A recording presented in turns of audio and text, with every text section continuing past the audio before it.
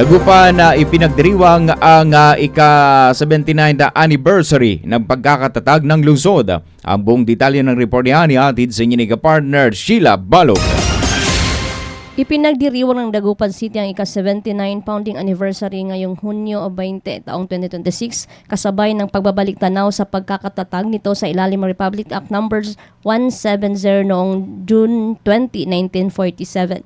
Binigyang diin ni Mayor Belen Fernandez ang mga hamong dinaanan ng lungsod gaya ng digmaan, pagbaha, krisis ng pang-ekonomiya at ang mapinsalang 1990 Luzon earthquake na lalong nagpatibay sa determinasyon ng mga Dagupenyo na magpatuloy tungo sa pag-unlad. Kabilang sa mga nakamit ng lungsod, ang pagpapalawak ng edukasyon sa pamamagitan ng scholarship programs, pagpapalakas ng serbisyong pangkalusugan, pagpapatay ng mahalagang infrastruktura at pagpapatupad ng mga proyekto sa flood mitigation at disaster preparedness. Tema ng pagdiriwang ngayong taon ang kabataan, lakas ng Dagupan na nagbibigay diin sa papel ng kabataan bilang susunod na sa mga lider at innovator. Tiniyak ni Mayor Fernandez ang patuloy na pagtutulungan ng lokal na pamahalaan at mamamayan para sa mas ligtas, mas matatag at mas progresibong Dagupan.